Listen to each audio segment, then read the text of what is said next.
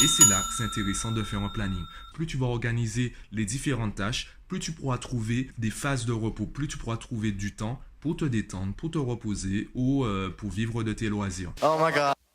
When the East is in the house. Oh my God. When the East is in the house. Oh my God. Yo, donc aujourd'hui, je vais te répondre à une question. Pourquoi faire un planning de travail? Alors, je répète souvent cela à mes élèves et à tout le monde d'ailleurs. Fais un planning sur la semaine, fais un planning sur la semaine, fais un planning sur la semaine. Et j'essaie d'expliquer à chaque fois, d'apporter une approche différente de l'intérêt de faire cela. Et c'est pas forcément évident parce que déjà, eh bien, c'est pas une habitude qu'on a de faire un planning sous notre temps de vie, sous, on va dire, notre temps libre. C'est pas quelque chose de forcément évident. Et du coup, il y en a beaucoup qui prennent énormément de temps pour se lancer. Alors, pourquoi faire un planning? Eh bien, c'est pour se reposer. Il faut que tu puisses trouver dans la semaine du temps pour te reposer, pour faire ce que tu aimes faire. Là où tu prends du plaisir, soit pour vivre ta passion, soit pour vivre de tes loisirs, ou tout simplement pour te reposer, pour te détendre. Alors, ça paraît paradoxal de dire ça, puisque à la base, c'est un planning de travail, c'est pas un planning de repos. Eh bien, la métaphore que j'aime prendre avec mes élèves, le dessin que j'aime bien faire, c'est une balance. Une balance avec le temps de travail et le temps de repos.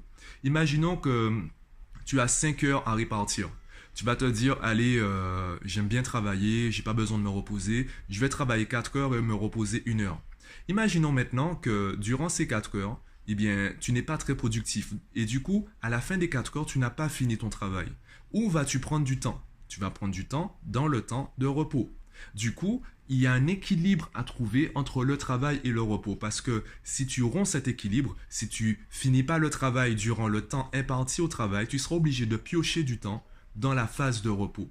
Et c'est pour ça qu'il faut un planning. Il faut que tu puisses cadrer les choses. Il faut que tu puisses dire, je commence cette activité tel jour à telle heure et je termine cette activité tel jour à telle heure. Et que tu puisses, entre guillemets, te mettre la pression pour finir dans les temps. Il y a ce qu'on appelle la loi de Parkinson qui dit que, eh bien, toute activité va prendre le temps qu'on lui donne. Cela veut dire que si tu te donnes 2 heures, par exemple, pour ranger ta chambre, eh bien, tu vas prendre 2 heures pour ranger complètement la chambre. Pourquoi? Parce que à chaque fois que tu auras la sensation d'avoir fini, tu vas te dire, ah, mais je peux faire ci, ah, je peux faire ça. Et du coup, l'activité va prendre les 2 heures. Par contre, si tu te donnes 30 minutes, si c'est impossible à faire en 30 minutes, eh bien, tu ne pourras pas le faire en 30 minutes. Et tu vas peut-être te rajouter 10 minutes. Mais au moins, tu vas te mettre l'urgence et tu vas faire en sorte de finir dans les 30 minutes. Même si tu n'y arrives pas. C'est pas grave d'échouer, mais au moins, tu as fait. C'est là, en fait, où est la notion d'urgence. On ne peut pas faire ça tout le temps. On ne peut pas faire ça pour chaque matière, pour chaque discipline, pardon, pour chaque activité. Et c'est là que c'est intéressant de faire un planning. Plus tu vas organiser les différentes tâches, plus tu pourras trouver des phases de repos, plus tu pourras trouver du temps pour te détendre, pour te reposer ou pour vivre de tes loisirs. Donc c'est ça l'intérêt de faire un planning. Et je le dis également pour les parents qui se posent la question, non, votre enfant n'a pas la notion du temps et c'est normal. Une minute, on ne peut pas dire une minute c'est ça. Sauf si on regarde une horloge ou on chronomètre ou on compte jusqu'à 60. Et encore, il faut compter à un bon rythme, au rythme des secondes jusqu'à 60. Donc cette notion d'une minute, on ne l'a pas forcément. Donc si toi qui me regardes, tu es parent et tu veux que ton enfant ait la notion du temps, eh bien le premier conseil que je pourrais te donner, c'est de mettre une horloge dans le salon, voire dans chaque pièce.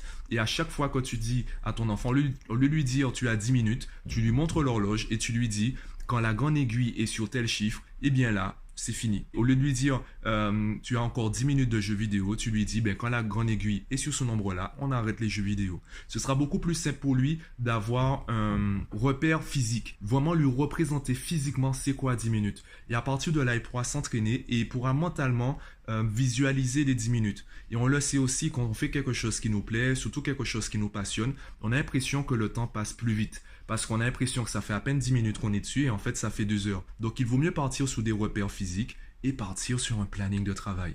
Donc dis-moi ce que tu penses en commentaire si tu as fait un planning de travail. Et aussi passe sur le site, profite des formations, elles sont là à disposition. Et moi je te dis à bientôt.